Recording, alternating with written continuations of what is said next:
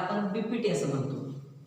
या थेरमचा पहिल्या थेरमचा बीपीटीचं स्टेटमेंट असं आहे, if a line drawn parallel to one side of a triangle, जर आपण ट्रायंगलच्या एका साइडला पॅरलल अशी लाईन काढली आणि ती line intersect other two sides in two distinct point, आणि ती लाईन उरलेल्या दोन बाजूंना दोन भिन्न बिंदूंमध्ये छेदत असेल, देन दॅट लाईन, तर ती लाईन डिवाइड्स करते कोणाला, ऑदर टू साइड्स, उरलेल्या त्या दोन बाजूंना इन द सेम रेशो. आता याच्यासाठी आपण फिगर पाहूया. काही फिगर, ट्रायंगल एबीसी. ह्या ट्रायंगल एबीसी मध्ये आपण एक लाईन काढूया पी क्यू. ही लाईन पी क्यू ट्रायंगलच्या वन साइडला म्हणजे बी सीला पॅरलल आहे, आणि अदर टू साइड्स म्हणजे ए बी आणि ए सीला टू डिस्टिंक्ट पॉईंटमध्ये इंटरसेक्ट करते. हे आहे गिवन. गिवन म्हणजे देनच्या बिफोर लिहिलेलं, हा देन शब्द जो आहे ना त्याच्या बिफोर जी लिहिलेली माहिती आपण ती म्हणजे गिवन असते. गिवनमध्ये काय लिहिले, a line drawn parallel to one side, एक लाईन काढली जी ट्रायंगलच्या एका साईडला पॅरलल आहे आणि इंटरसेक्ट ती करते कोणाला, ऑदर टू साईडला इन टू डिस्टिंक्ट पॉईंट. हे झालं गिवन. गिवनमध्ये सांगायचं आपण की इन ट्रायंगल एबीसी, ट्रायंगल एबीसीमध्ये लाईन पी क्यू पॅरलल आहे ट्रायंगलच्या एका साईडला म्हणजे कोणाला, तर साईड बी सीला, आणि हीच लाईन पी क्यू जी आहे ती इंटरसेक्ट करते साईड ए बी आणि साईड ए सीला, intersects side A B and side AC in distinct point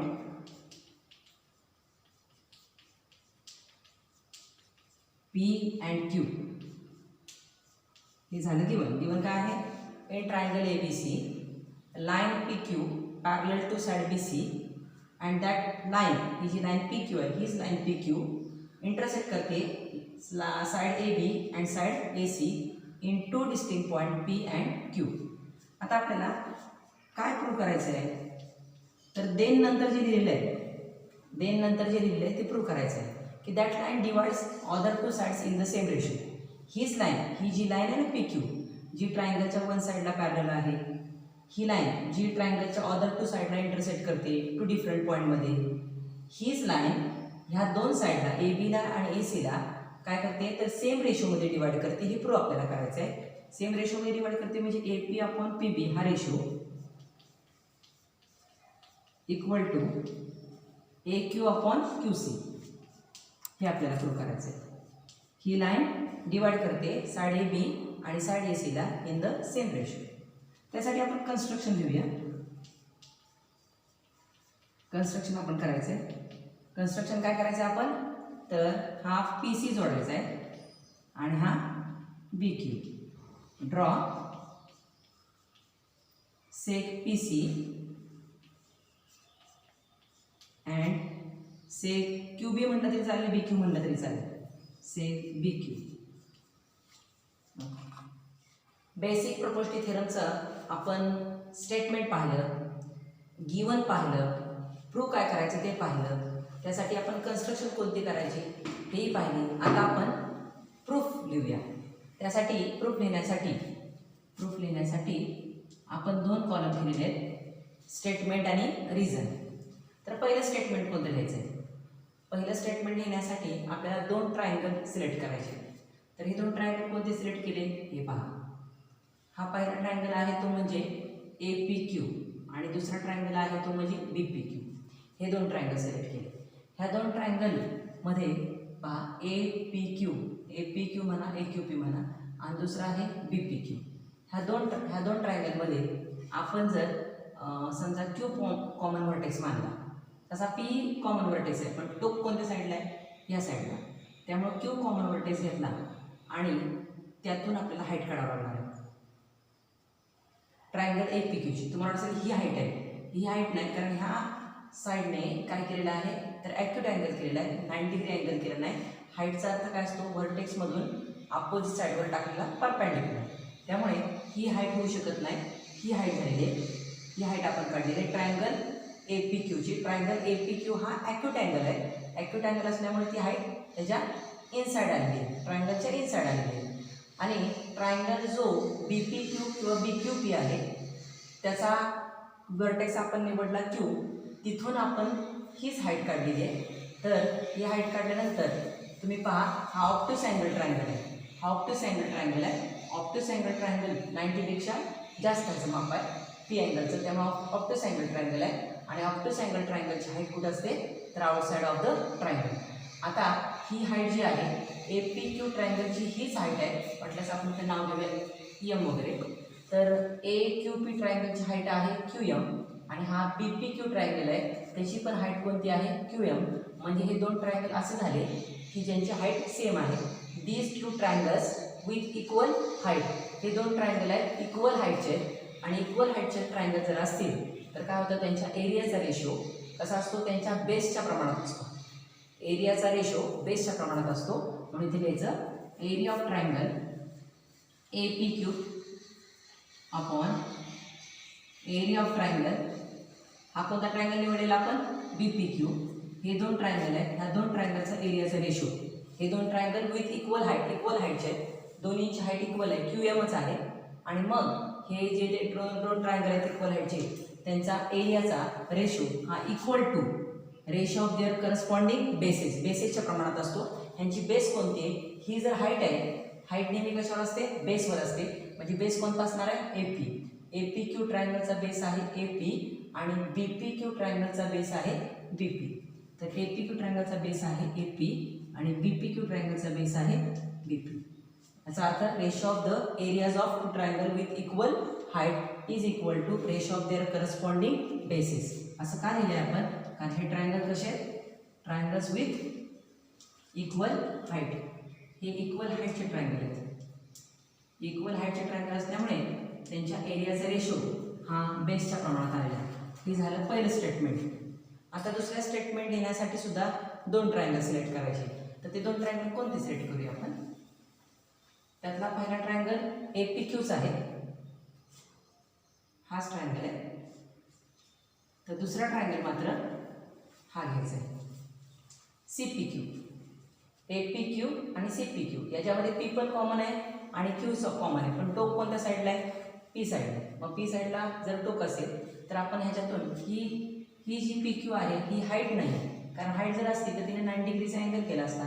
इथं 90 डिग्रीचा अँगल तयार होत नाही. म्हणून आपण पी व्हर्टेक्समधून जर हाईट टाकली बेसवर बरोबर तर ही हाईट होणार आहे ए पी क्यू ट्रायंगलची. आणि ए पी क्यू ट्रायंगल हा ॲक्यूट अँगल ट्रायंगल आहे त्यामुळं ही हाईट त्या ट्रायंगलच्या इनसाईड आहे. आणि हा खालचा ट्रायंगल सी पी क्यू हा क्यू अँगल कसा आहे तर ग्रेटर दॅन 90 डिग्री म्हणजे ऑप्टूस अँगल आहे. त्यामुळे हा सी पी क्यू ट्रायंगल हा ऑप्टूस अँगल ट्रायंगल आहे. आणि ऑप्टूस अँगल ट्रायंगलची हाईट नेहमी आउटसाईड द कुठं असते आउटसाईड द ट्रायंगलच्या बाहेरच्या बाजूला असते. त्यामुळे हा ए पी क्यू ट्रायंगल आणि हा सी पी क्यू ट्रायंगल यांची ही कॉमन हाईट झाली. ही ट्रायंगल ह्या ए पी क्यू ट्रायंगलची हाईट हीच आहे, वाटलीचं नाव देऊ पी एन हाईट आहे. आणि सी पी क्यू ट्रायंगलची हाईट पण पी एनच आहे. म्हणजे ह्या दोन ट्रायंगलची हाईट सेम आहे. मग हे ट्रायंगल इक्वल हाईटचे आहेत. इक्वल हाईटचे आहेत म्हणजे त्यांच्या एरियाचा रेशो हा त्यांच्या बेसच्या प्रमाणात असणार. तर दुसरा आपण घ्यायचं area of triangle A P Q upon area of triangle A P Q upon area of triangle C P Q. हे दोन ट्रायंगल इक्वल हाईटचे आहेत त्यामुळे त्यांच्या एरियाचा रेशो त्यांच्या बेसच्या प्रमाणात असणार आहे. आता बेस कोणता आहे ह्याचा हाईट ही नेहमी कशावर आपण टाकतो बेसवर बरोबर. मग बेस कोणता असणार आहे ए क्यू. वरच्या ट्रायंगलचा ए क्यू आणि खालच्या ट्रायंगलचा सी क्यू. ए क्यू आणि इथं लिहायचं C Q. Okay. Triangles with equal heights. Okay. पहा पहिल्या स्टेटमेंटमध्ये आपण ए पी क्यू आणि B P Q triangle select केले. हे दोन्ही ट्रायंगल इक्वल हाईटचे असल्यामुळे the ratio of their areas त्यांच्या एरियाचा रेशो हा त्यांच्या बेसच्या प्रमाणात आलेला आहे. आणि दुसरे ट्रायंगल आपण ए पी क्यू आणि सी पी क्यू निवडले. त्या दोन्ही ट्रायंगलची हाईट सेम आहे त्यामुळे त्यांच्या एरियाचा रेशो हा सुद्धा बेसच्या प्रमाणात आलेला आहे. ही दोन स्टेटमेंट झाल्यानंतर आपण आता तिसरं स्टेटमेंट बघूया. तिसऱ्या स्टेटमेंटमध्ये आपण काय सांगणार, तर अजून 2 सिलेक्ट करायचे ट्रायंगल, ते कोणते?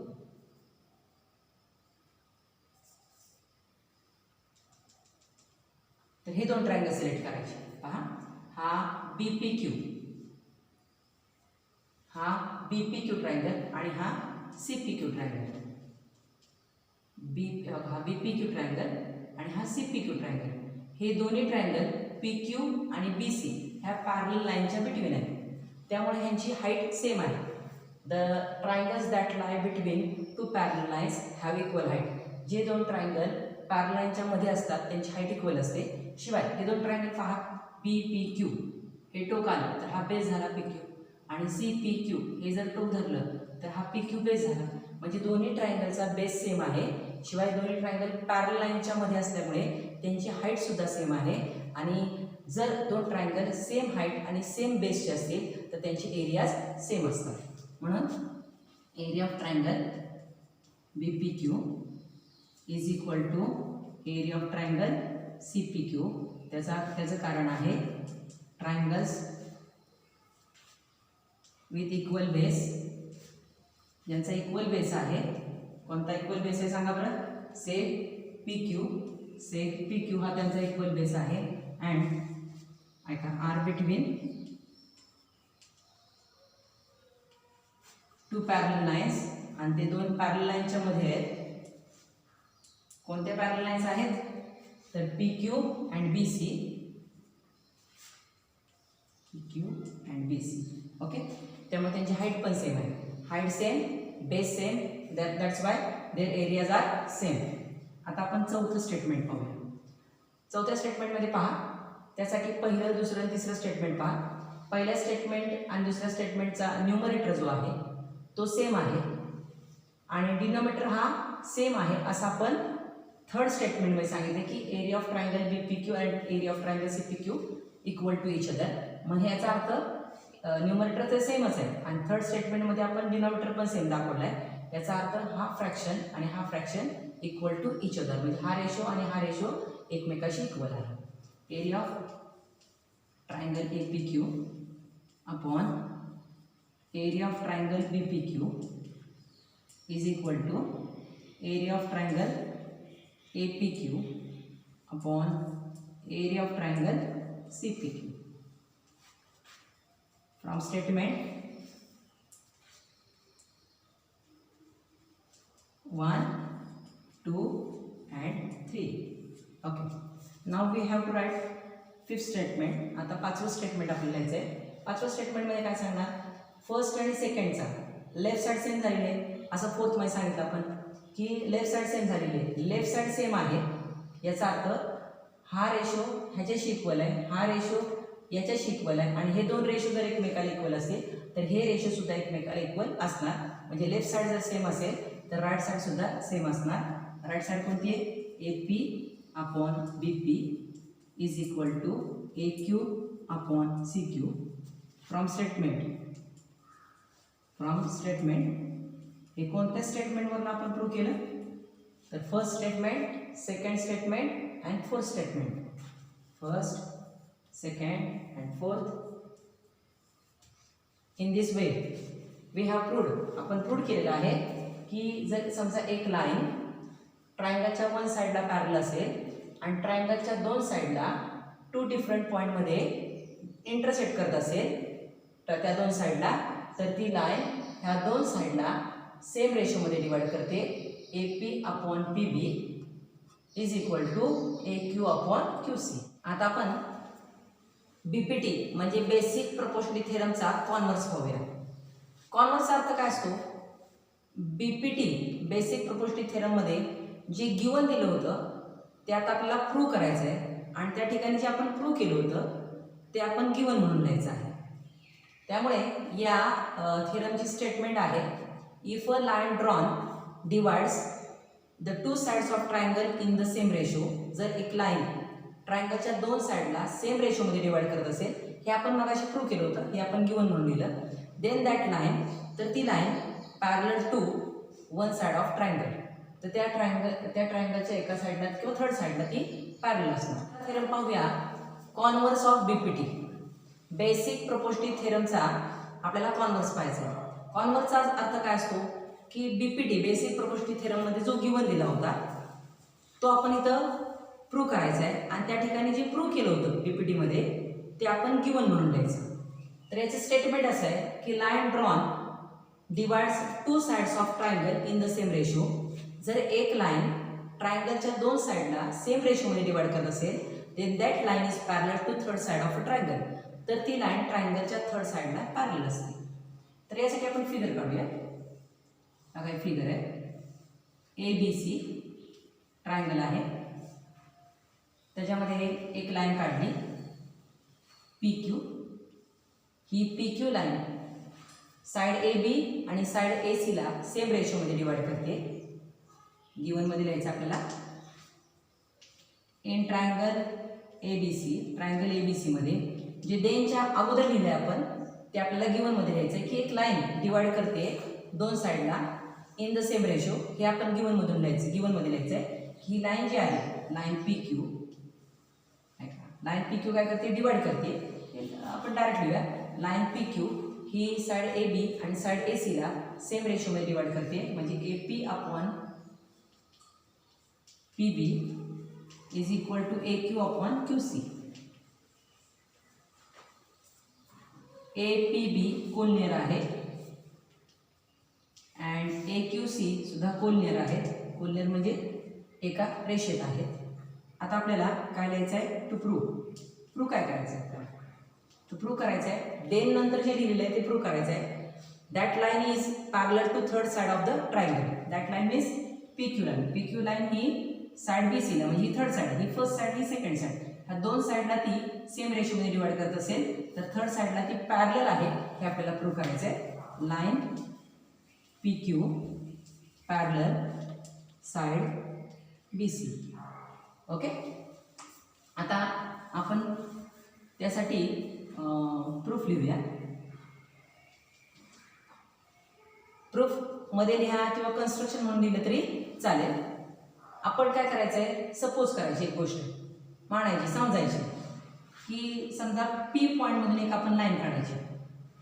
P पॉईंटमधून एक लाईन काढली तर ही P पॉईंटमधून जी लाईन काढलेली आहे ती असं समजूया की BC ला पॅरलल आहे. पॅरलल नाही आहे पण समजूया की P पॉईंटमधून जी लाईन काढलेली आहे ती BC ला पॅरलल आहे आणि AC साईडला ती T बिंदूमध्ये इंटरसेक्ट करते असं समजूया आपण. Suppose a line through point P मधून जी आपण लाईन काढलेली आहे ती पॅरलल टू साइड BC असं समजूया की पॉइंट P मधून जी लाईन काढलेली ती साइड BC ला पॅरलल आहे and intersect side AC in point T and intersect side AC in point T. Okay. आपण कॉन्व्हर्स ऑफ बीपीटीचं गिवन पाहिलं. गिवनमध्ये पाहिलं की ही लाईन PQ या दोन साईडला सेम रेशोमध्ये डिवाइड करते त्यामुळे AP upon PB is equal to AQ upon QC पाहिलेलं आहे. प्रूव्ह काय करायचं आपल्याला तर PQ लाईन ह्या ट्रायंगलच्या थर्ड साईडला म्हणजे BC ला पॅरलल आहे हे आपल्याला प्रूव्ह करायचं आहे. त्यासाठी प्रूफमध्ये आपण सपोज केलं की पॉइंट P मधून जी लाईन काढलेली आहे ती समजा BC ला पॅरलल आहे आणि ती AC ला T पॉइंटमध्ये काय करते तर इंटरसेक्ट करते. मग आपण जर समजलो आहोत इथं थोडंसं रफ करते मी. आपण समजलो आहोत की PT ही BC ला पॅरलल आहे असं जर आपण समजलो आहोत तर ही लाईन जर BC ला पॅरलल असेल एक लाईन जर ट्रायंगलच्या एका साईडला पॅरलल असेल तर BPT काय म्हणतो की ती लाईन ट्रायंगलच्या दोन साईडला सेम रेशोमध्ये डिवाइड करते. जर एखादी लाईन ट्रायंगलच्या एका साईडला पॅरलल असेल तर ती लाईन ट्रायंगलच्या दोन साईडला सेम रेशोमध्ये डिवाइड करते असं कोण म्हणतं BPT. मग आपण सपोज म्हणून लिहिलं काय की PT BC ला पॅरलल आहे. जर PT जर BC ला पॅरलल आहे तर AP upon PB is equal to AT upon TC. हा रेशो इक्वल असणार आहे कशानुसार तर BPT बेसिक प्रोपोर्शनल थेरमनुसार. हे झालं स्टेटमेंट फर्स्ट. जे सपोज मध्ये लिहिले आपण त्यानुसार ठरलं की PT जर BC ला पॅरलल आहे तर या साईडचा रेशो आणि या साईडचा रेशो इक्वल असणार आहे बेसिक प्रोपोर्शनॅलिटी थेरमनुसार. पण आपल्याला गिवन मध्ये काय दिलेलं आहे त्यांनी, गिवन मध्ये तर असं दिलेलं आहे की AP upon PB is equal to AQ upon QC. जरा गिवन चेक करा मी तुमच्या लक्षात येईल. गिवन मध्ये तर आपण असं दिले AP upon PB is equal to AQ upon QC, हे गिवन आहे. नंबर 3 स्टेटमेंट बघा. त्यासाठी फर्स्ट स्टेटमेंट आणि सेकंड स्टेटमेंट जरा केअरफुली पहा. दोन्ही स्टेटमेंटची लेफ्ट साइड सेम आहे. हे लेफ्ट साइडचे रेशो सेम आहे, लेफ्ट साइडचे रेशो सेम आहे. हा रेशो याला इक्वल आहे, हा रेशो या रेशोला इक्वल आहे. आणि हे दोन रेशो लेफ्ट साइडचे एकमेकाला इक्वल असतील तर राईट साइडचे रेशो सुद्धा एकमेकाला इक्वल असणार. म्हणजे AT upon TC is equal to AQ upon QC. From statement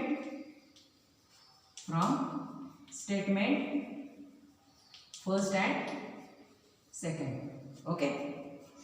आता आपल्याला फोर्थ स्टेटमेंट लिहायचं आहे. फोर्थ स्टेटमेंटमध्ये चेक करा काय करायचं. आपण काय करूया, ह्या दोन्हीचा कॉम्पोनंट करूया किंवा दुसरा मुद्दा, दोन्हीचा कॉम्पोनंट करणे म्हणजे काय स्टँडर्डमध्ये शिकलो आपण. हा जो डिनोमिनेटर आहे तो आपण न्यूमरेटरमध्ये ॲड करायचा, असं करूया. किंवा दोन्हीमध्ये आपण 1 ॲड करूया. कॉम्पोनंट करा दोन्हीचा किंवा दोन्हीमध्ये 1 ॲड करा. दोन्हीपैकी कोणतंही केलं तरी चालेल. 1 ॲड करूया. Add 1 to both sides. ज्यांना कॉम्पोनंट आवडतोय त्यांनी कॉम्पोनंट करा. ऐका लक्ष द्या. आता काय करणार, 1 मीन्स 1 अपॉन 1, 1 मीन्स 1 अपॉन 1. ही काय आहे, this is the addition of the fraction with denominator different. ज्यांचा डिनोमिनेटर डिफरंट आहे अशा दोन फ्रॅक्शनची आपण काय करतो ॲडिशन. मग कशी करायची, ॲडिशन करताना डिनोमिनेटरला मल्टिप्लाय करायचं. TC1 जा TC आणि त्यानंतर क्रॉस मल्टिप्लिकेशन करायचं न्यूमरेटरला. 81 जा 80 प्लस TC1 जा TC. सेम वे आपण तिथं पण असंच करायचं आहे. QC1 जा QC डिनोमिनेटरला मल्टिप्लाय करायचं आणि देन क्रॉस मल्टिप्लाय करायचं. AQ1 जा AQ प्लस QC1 जा QC. Okay. AT plus TC जरा चेक करा फिगरमध्ये. AT प्लस TC काय येणार आहे AC. AT plus TC is equal to AC. कारण का तर ATC हे कोलनेर आहेत, एका रेषेत आहेत. त्यामुळे AT plus TC is equal to AC upon TC is equal to AQ plus QC. AQ plus QC म्हणजे काय येणार AQC. बघा AQ प्लस QC म्हणजे AQC कोलनेर आहे तर AQ प्लस QC काय येणार आहे AC. AQ plus QC AC divide by AC. याच्यामुळे तुम्हाला काय दिसतंय, हे दोन रेशो इक्वल आहेत. त्या दोन रेशोचा न्यूमरेटर सेम आहे, याचा अर्थ त्यांचा डिनोमिनेटर पण सेम असणार. Therefore TC is equal to QC. TC आणि QC जर इक्वल आहे फिगरमध्ये पहा, TC आणि QC इक्वल आहे. TC ची लेंथ आपल्याला जास्त वाटते, QC ची लेंथ कमी वाटते. पण इथं तर काय आपलं प्रूव्ह झालंय TC आणि QC इक्वल आहे. जर TC आणि QC इक्वल आहे, दोन्हीची लेंथ सेम आहे, तर याचा अर्थ T आणि Q हे डिफरंट पोझिशनला नाहीत, एकाच ठिकाणी आहेत. म्हणजे हे दोन पॉईंट डिफरंट नाहीत, दोन पॉईंट काय सेम आहेत. म्हणून म्हणायचं therefore point T and Q are not different. हे डिफरंट पॉईंट नाहीत तर हे सेम पॉईंट आहेत. आणि जर समजा T आणि Q हे डिफरंट पॉईंट नसतील, एकाच ठिकाणी असतील, तर याचा अर्थ PT सेगमेंट आणि PQ सेगमेंट एकावर एक असणार. सेग PT अँड सेग PQ कॉन्साइड असणार. कॉन्साइड म्हणजे ती एकावर एक पडलेली असणार. मग PT जर PQ वर पडलेली असेल तर ती PQच होणार. PT जर PQ वर पडलेली आहे आणि T आणि Q वेगळे नाहीत, याचा अर्थ PQ ही लाईन आपल्याला दिसते, PT लाईन दिसणारच नाही. मग PQ ही लाईन BC ला पॅरलल असणार. का बरं, कारण ही PQ लाईन ह्या दोन साईडला सेम रेशोमध्ये डिवाइड करते, त्यामुळे PQ ही BC ला काय असणार आहे पॅरलल असणार आहे. Therefore line PQ parallel to BC. In this way आपण प्रूव्ह केलेलं आहे की एखादी लाईन जर ट्रायंगलच्या दोन साईडला सेम रेशोमध्ये डिवाइड करत असेल तर ती लाईन ट्रायंगलच्या थर्ड साईडला पॅरलल असते. तिसरा थेरम पाहूया. तिसरा थेरम म्हणजे प्रॉपर्टी आहे. आपण पहिल्यांदा बीपीटी पाहिला, बेसिक प्रोबॅबिलिटी थेरम. दुसऱ्यात आपण कॉन्व्हर्स ऑफ बीपीटी म्हणजे बेसिक प्रोबॅबिलिटी थेरमचा कॉन्व्हर्स पाहिला. आता आपण पाहूया property of 3 parallel lines and their transversal. 3 parallel lines आणि त्यांना जे आपण 2 ट्रान्सव्हर्सल काढणार आहोत त्याची प्रॉपर्टी काय आहे. तर ह्याचं स्टेटमेंट असं आहे, the ratio of intercepts made on a transversal by 3 parallel lines. 3 parallel लाईनला जर आपण एका ट्रान्सव्हर्सलने इंटरसेक्ट केल्यानंतर जे इंटरसेप्ट तयार होतात त्या इंटरसेप्टचा रेशो इक्वल असतो कोणाशी, तर ratio of their corresponding intercepts made on any other transversal by the same 3 parallel lines. तर त्याच 3 पॅरलल लाईनला दुसऱ्या ट्रान्सव्हर्सलने छेदल्यानंतर त्या दुसऱ्या ट्रान्सव्हर्सलवर जी इंटरसेप्ट तयार होतात त्या इंटरसेप्टचा रेशो आणि पहिल्या ट्रान्सव्हर्सलवर तयार झालेल्या इंटरसेप्टचा रेशो इक्वल असतो. आता हे मी जरा फिगरद्वारे तुम्हाला एक्सप्लेन करते. आता आपण फिगर काढूया. आता पहा, हे बघा, ही पहिली line L, this is the second line M and this is the third line N. आणि ह्या तिन्ही लाईन एकमेकांना पॅरलल आहेत. कुठे इंटरसेक्ट होतात का, नाही, म्हणजे ह्या पॅरलल आहेत. ह्या लाईन पॅरलल आहेत, line L, line M and line N. आता ह्याचे मी 2 ट्रान्सव्हर्सल काढते. हा ट्रान्सव्हर्सल पहिला, ह्या ट्रान्सव्हर्सल नाव देते T1. ही दुसरी ट्रान्सव्हर्सल काढते, याला नाव देते T2. दुसरं कोणतंही तुम्हाला पाहिजे ते नाव दिलं तरी चालेल. ओके, आता मी गिवन घेते. गिवन म्हणजे जे देनच्या अगोदर लिहिलेलं आहे ते म्हणजे गिवन असतं. तर गिवन असं आहे की line L, line M, line N, line L, line M आणि लाईन एन ह्या कशा आहेत एकमेकांना पॅरलल. ह्या 3 लाईन एकमेकांना पॅरलल आहेत. ह्याच्या ट्रान्सव्हर्सल कोणत्या आहेत, T1 and T2. T1 and T2 R ट्रान्सव्हर्सल्स. ह्या ट्रान्सव्हर्सल्स आहेत. आणि ह्या ट्रान्सव्हर्सल जे आहेत, ही पहिली ट्रान्सव्हर्सल जी T1 आहे ती ह्या 3 लाईनना पॉईंट ए, पॉईंट बी आणि पॉईंट सी मध्ये इंटरसेक्ट करते. Transversal T1 intersects lines. कोणत्या लाईन्स, या सारखं लिहायची गरज नाही, एल एम एन ह्या पॅरलल लाईन्सला, एल एम एन या पॅरलल लाईनला ही T1 transversal point A, point B आणि पॉईंट सी मध्ये इंटरसेक्ट करते. Transversal T1 intersect lines in points A, B and C. Same way T2 transversal ह्या तिन्ही लाईनना इंटरसेक्ट करते point Q, point Q, point P, point Q and point R. Transversal T2 intersects lines. कोणत्या लाईन्सला, ह्या parallel लाईन्सला in points P, Q and R.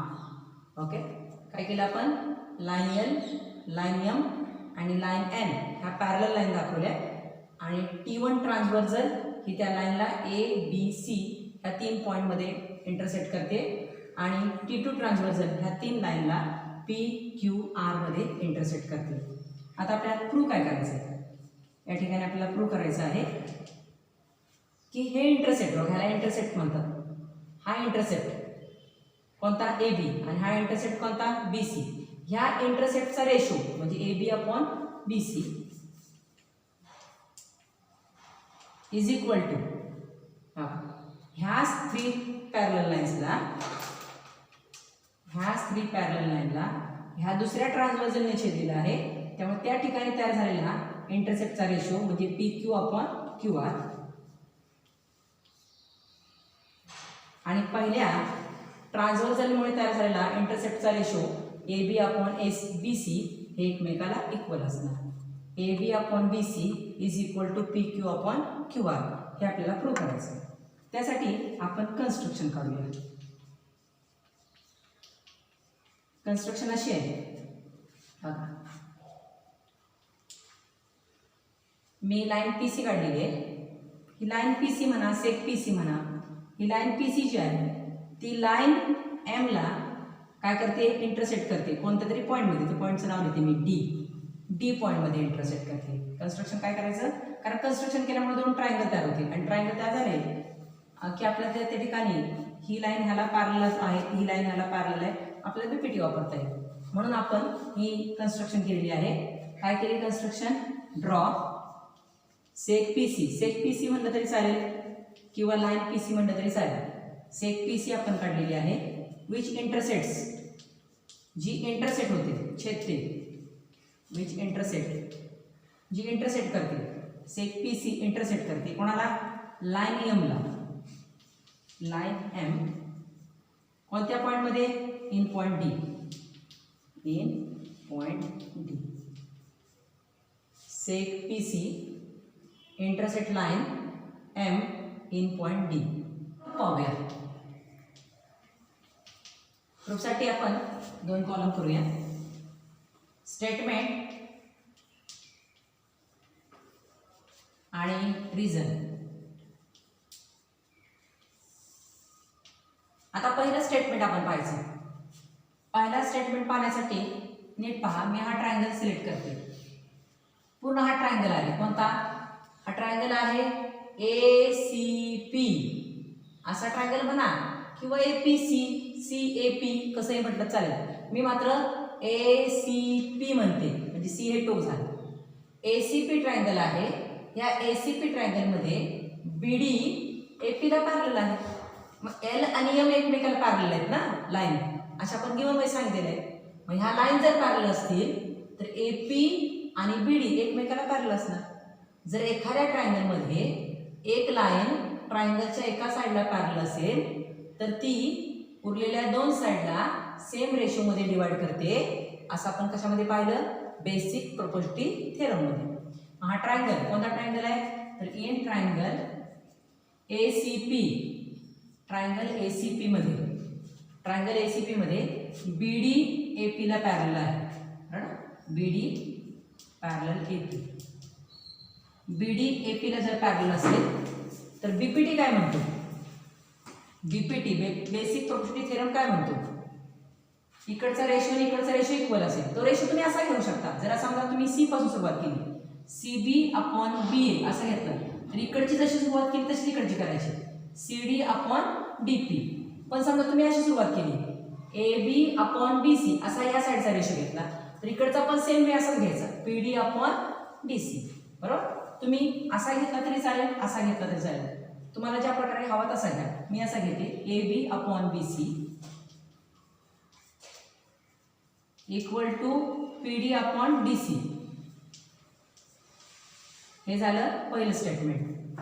आता दुसऱ्या स्टेटमेंटसाठी आपण कोणता ट्रायंगल निवडायचा, हे बघा हा ट्रायंगल निवडला मी.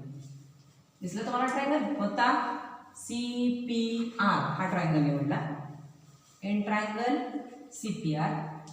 ह्या सी पी आर ट्रायंगलमध्ये डी क्यू सी आरला पॅरलल आहे, कारण एम लाईन आणि एन लाईन एकमेकाला पॅरलल आहे, त्यामुळे डी क्यू सी आरला पॅरलल आहे.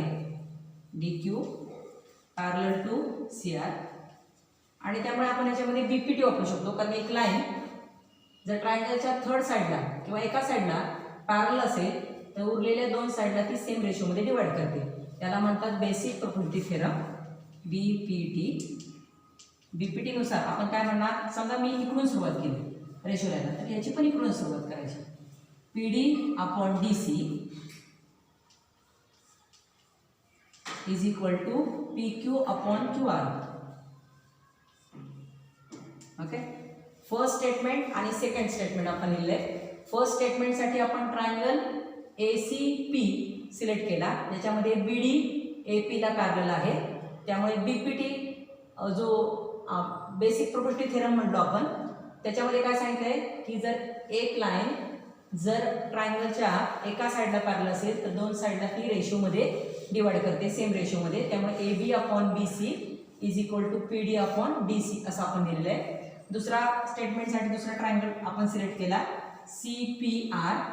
ह्याच्यामध्ये डी क्यू सी आरला पॅरलल आहे, म्हणजे याचा अर्थ एक लाईन जर ट्रायंगलच्या एका साईडला पॅरलल असेल तर दोन साईडला सेम रेशोमध्ये डिवाइड करतं असं आपण बीपीटी मध्ये पाहिलंय. त्यामुळे सेकंड स्टेटमेंट आपण दिलं असं P D upon D C is equal to P Q upon P R. आता थर्ड स्टेटमेंट देण्यासाठी आपण फर्स्ट स्टेटमेंट आणि सेकंड स्टेटमेंट जरा केअरफुली पाहूया. याच्यामध्ये A B upon B C हा ratio P D upon D सीला पॅरलल आहे आणि P D upon D C हा पी क्यू अपॉन क्यू आरला पॅरलल आहे. म्हणजे P D upon D C आणि P D upon D C हा रेशो ह्या दोन्ही बाजू दिसतोय आपल्याला. मग ह्या रेशोला हे इक्वल आहे, ह्या रेशोला हे इक्वल आहे, म्हणजे तिन्ही रेशो एकमेकांना इक्वल आहेत. कोणते? तर A B upon B C is equal to P D upon D C is equal to P Q upon Q R. From statement first and second. पण आपल्याला जे प्रूव्ह करायचं आहे ते प्रूव्ह याच्यामध्येच आहे. प्रूव्ह काय करायचं आपल्याला की तीन लाईन जर एकमेकांना पॅरलल असतील आणि त्यांना दोन ट्रान्सव्हर्जलने इंटरसेक्ट केलं डिफरंट पॉईंटमध्ये, तर तयार होणारे इंटरसेप्ट म्हणजे ह्या ट्रान्सव्हर्जलवर तयार जाणाऱ्या इंटरसेप्टचा ratio A B upon B C हा इक्वल आहे ह्या दुसऱ्या ट्रान्सव्हर्जलवर तयार होणाऱ्या इंटरसेप्टच्या रेशो बरोबर, म्हणजे P Q upon Q R. A B upon B C is equal to P Q upon Q R हे आपल्याला इक्वल आहे प्रूव्ह करायचं आहे आणि ते इथं प्रूव्ह झालेलं आहे. A B upon B C is equal to P Q upon Q R. जे आपल्याला प्रूव्ह करायचं आहे तेच फक्त आपण खाली लिहायचं चौथ्या स्टेटमेंटमध्ये. A B upon B C is equal to P Q upon Q R. From statement कोणतं स्टेटमेंट आहे? 3. अशा प्रकारे आपण तीन पॅरलल लाईनला दोन ट्रान्सव्हर्जलने इंटरसेक्ट केलं तर पहिल्या ट्रान्सव्हर्जलचा इंटरसेप्टचा रेशो आणि दुसऱ्या ट्रान्सव्हर्जलचा इंटरसेप्टचा रेशो एकमेकाला इक्वल असतं हे आपण प्रूव्ह इथं केलेलं आहे. पॉईंट 2 साठी आपण प्रथम बीपीटी म्हणजे बेसिक प्रोपर्टी थेरम पाहिला. त्याच्यानंतर आपण कॉन्व्हर्स ऑफ बीपीटी, बीपीटीचा कॉन्व्हर्स पाहिला. नंबर 3 ला आपण property of 3 parallel lines and their transversal, 3 parallel line आणि ट्रान्सव्हर्जल यांची प्रॉपर्टी पाहिली. आता आपण पाहतोय property of angle bisector of a triangle. ट्रायंगलच्या अँगल बायसेक्टरची प्रॉपर्टी. गेल्या वर्षी आपण अँगल बायसेक्टरचा थेरम पाहिला, यावर्षी आपण अँगल बायसेक्टरची प्रॉपर्टी पाहतोय. प्रॉपर्टी काय सांगते? The bisector of angle of a triangle, ट्रायंगलच्या एका अँगलचा bisector divides the side opposite to the angle. त्या अँगलच्या समोरच्या बाजूला जर डिवाइड करत असेल आणि डिवाइड केल्यानंतर जो रेशो आपल्याला मिळतो तो रेशो आणि the ratio of remaining side, त्या ट्रायंगलच्या रिमेनिंग साइडचा जो रेशो आहे तो एकमेकाशी इक्वल असतो. त्याच्यासाठी आपण हे काढूया, फिगर काढते मी. ट्रायंगल ए बी सी काढते. Triangle A B C. ह्या ट्रायंगल ए बी सी मध्ये मी सी अँगल सिलेक्ट केलाय आणि त्या सी अँगलचा मी बायसेक्टर काढते. बायसेक्टर म्हणजे अँगल बायसेक्टर म्हणजे ते अँगलचे 2 इक्वल पार्ट करणारा रे, हा रे काढला मी. अँगल सी चा बायसेक्टर काढलाय जो साइड ए बी ला पॉइंट ई मध्ये काय करतोय? इंटरसेक्ट करतोय. गिवन मध्ये लिहिता येईल आपल्याला की in triangle A B C, triangle A B C मध्ये bisector of angle C, angle C चा जो बायसेक्टर आहे तो इंटरसेक्ट करतोय कोणाला? साइड ए बी ला in point E. Angle C चा बायसेक्टर साइड ए बी ला पॉइंट ई मध्ये इंटरसेक्ट करतोय. आपल्याला प्रूव्ह काय करायचं आहे याच्यामध्ये? अँगल बायसेक्टर प्रॉपर्टी मध्ये काय प्रूव्ह करायचं आहे? तर ह्या अँगलच्या बायसेक्टरने त्याच्या अपोजिट साइड जी आहे ती डिवाइड केलेली आहे. ज्या रेशोमध्ये डिवाइड केलेली आहे तो ratio A E upon E B हा इक्वल असणार कोणाशी? तर त्या ट्रायंगलच्या दोन ज्या रिमेनिंग साइड आहेत त्या रिमेनिंग साइडच्या रेशोशी, म्हणजे सी ए अपॉन सी बी. आता आपल्याला कन्स्ट्रक्शन करायचे. कन्स्ट्रक्शन असे, पॉइंट बी मधून आपण पॅरलल लाईन काढायचे रे सी ला एक पॅरलल लाईन काढायची पॉइंट बी मधून. ड्रॉ अ लाईन पॅरलल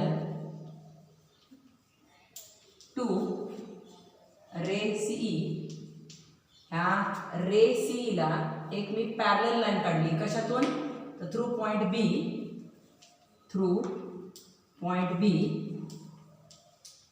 बी मधून एक मी पॅरलल लाईन काढल्यानंतर मग काय केलं मी, ए सी एक्सटेंड केला, वाढवला, एक्सटेंड ए सी सो ॲज असा वाढवायचा की तो इंटरसेक्ट झाला पाहिजे कोणाला, तर ह्या पॅरलल लाईनला कशामध्ये, तर at point D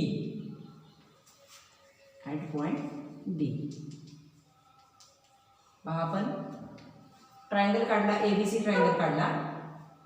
ABC triangle मध्ये अँगल सी चा जो बायसेक्टर आहे तो साइड ए बी ला पॉइंट ई मध्ये इंटरसेक्ट करतो. त्यामुळे गिवन मध्ये लिहिलं in triangle ABC bisector of angle C bisects side A B in point E. आता आपल्याला काय प्रूव्ह करायचं आहे, तर अँगल सी च्या समोरची जी साइड आहे ती त्या बायसेक्टरने अँगल सी च्या बायसेक्टरने डिवाइड केली, रेशोमध्ये ज्या रेशोमध्ये डिवाइड केली ए ई अपॉन ई बी तो रेशो आणि रिमेनिंग साइडचा रेशो सी ए आणि सी बी हा एकमेकाला इक्वल असणार. त्यासाठी आपण कन्स्ट्रक्शन केली, पॉइंट बी मधून आपण एक पॅरलल लाईन काढली रे सी ई ला, नंतर आपण ए सी एक्सटेंड केला, असा एक्सटेंड केला की तो ह्या लाईनला डी पॉइंट मध्ये इंटरसेक्ट. आता आपण प्रूफ पाहूया. प्रूफसाठी आपण सीई आणि बीडी कन्स्ट्रक्शन मध्ये पॅरलल दाखवलेले आहेत. सीई पॅरलल बीडी ह्या दोन लाईन पॅरलल आहेत. आपण त्याची ट्रान्सव्हर्सल घेऊया एडी इज ट्रान्सव्हर्सल.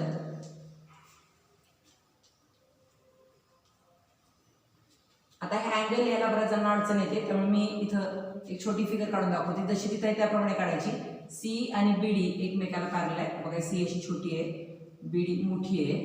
सीई आणि बीडी पॅरलल आहे. एडी त्याची ट्रान्सव्हर्सल आहे.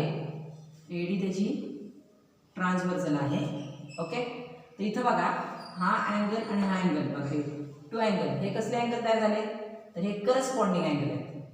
दोन पॅरलल लाईनला एका ट्रान्सव्हर्सलने छेदले तर हे तयार झालेले एकाड एक जे अँगल आहेत त्याला काय म्हणतात, तर करस्पॉन्डिंग अँगल. हे करस्पॉन्डिंग अँगल आहेत, त्यांची नावं घेऊया आपण. ए C E angle, A C E congruent angle. हा कोणता अँगल आहे, सी डी बी. हे कसले अँगल आहे, तर करस्पॉन्डिंग अँगल. हे आहेत करस्पॉन्डिंग अँगल्स. याला नंबर 1 टाकते मी. करस्पॉन्डिंग अँगल आहेत. आता हे दोन अँगल करस्पॉन्डिंग अँगल कॉन्ग्रुएंट झाले. सी आणि बीडी पॅरलल लाईन, एडी त्याची ट्रान्सव्हर्सल. आता पॅरलल लाईन आपण ह्याच ठेवूया, ट्रान्सव्हर्सल चेंज करूया. सीई आणि बीडी ह्या पॅरलल लाईन त्याच ठेवल्या, ट्रान्सव्हर्सल चेंज करतोय. ट्रान्सव्हर्सल आपण आता सीबी घेऊया. ट्रान्सव्हर्सल कोणती घ्यायची, सीबी ही ट्रान्सव्हर्सल घेतली. बघा कोणती, तर सीई पॅरलल बीडी. ट्रान्सव्हर्सल मगाशी आपण एडी घेतली होती, आता ट्रान्सव्हर्सल घेऊया CB. CB is transversal. CB जर आपण ट्रान्सव्हर्सल घेतली तर हे जे दोन अँगल तयार झालेले आहेत, बघा दोन पॅरलल लाईनला एका ट्रान्सव्हर्सलने इंटरसेक्ट केलं, बरोबर, तर हे तयार झालेले अँगल, बरोबर का, हे अँगल कसे झालेत, अल्टरनेट अँगल्स. कोणते, अल्टरनेट अँगल. कोणते angle, alternate. C E C B congruent angle कोणता आहे, हा कोणता आहे, तर सी बी डी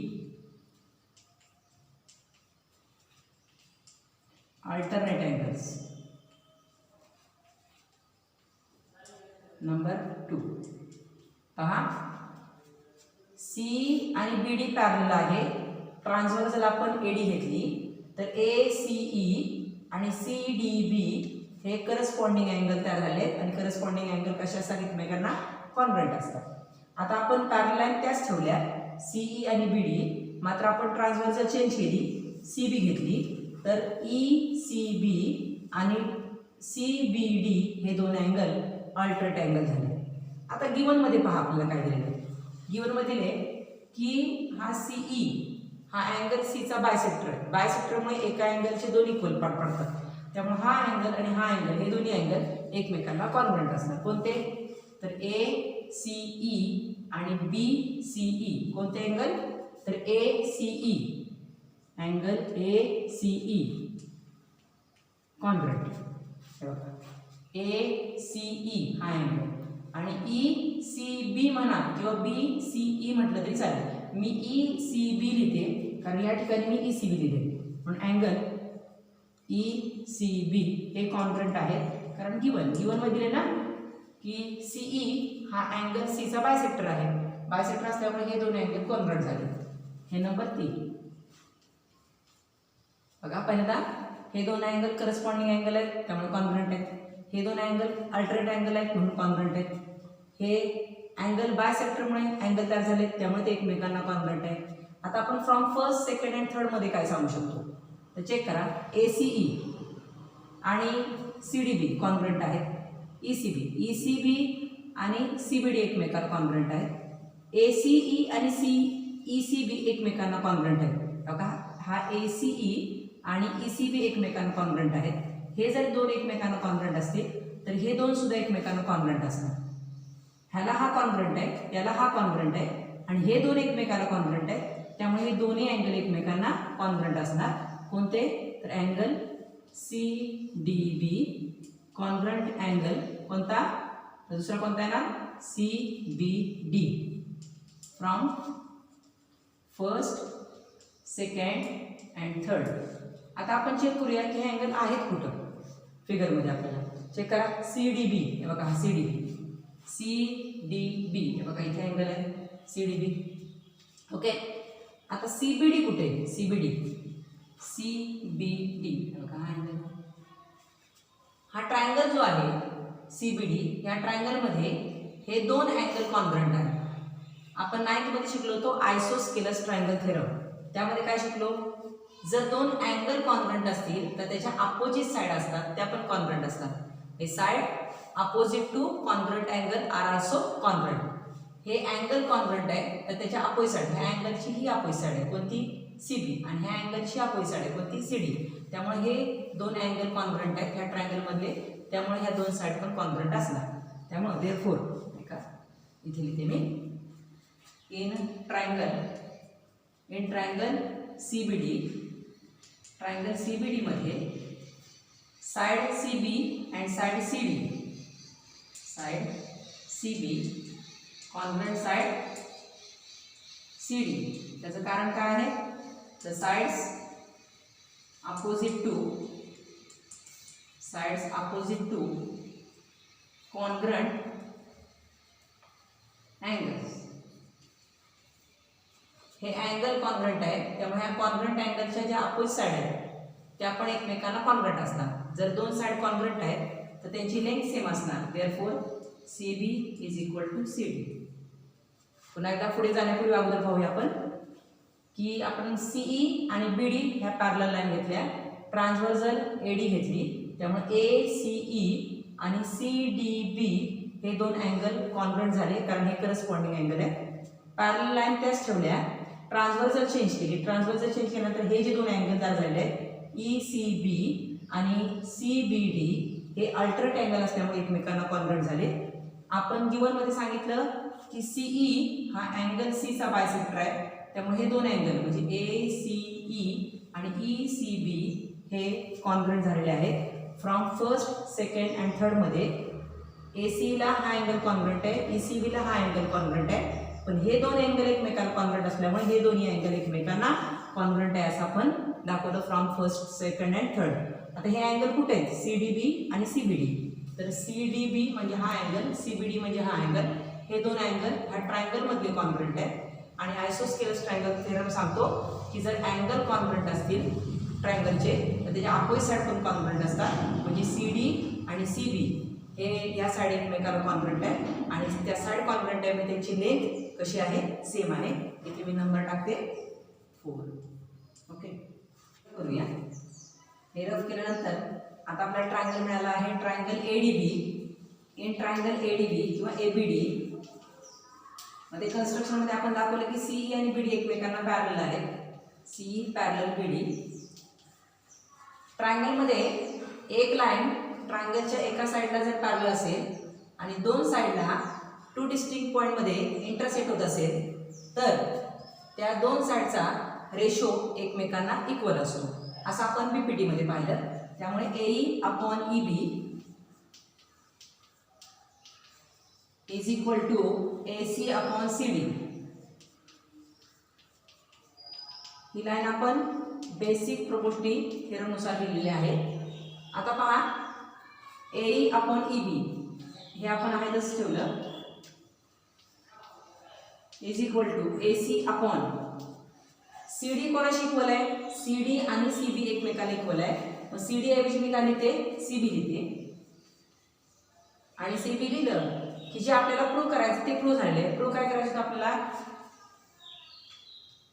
की ट्रायंगल मधला एक अँगलचा बायसेक्टर जेव्हा पुढच्या साईडला एका पॉईंटमध्ये इंटरसेक्ट करतो तेव्हा त्या साईडचा डिवाइड झाल्यानंतर जो रेशो आहे म्हणजे AE अपॉन EB हा इक्वल असतो कोणाशी? तर रिमेनिंग साईडच्या रेशोशी. म्हणजेच AE upon EB is equal to CA. CA means AC upon CB.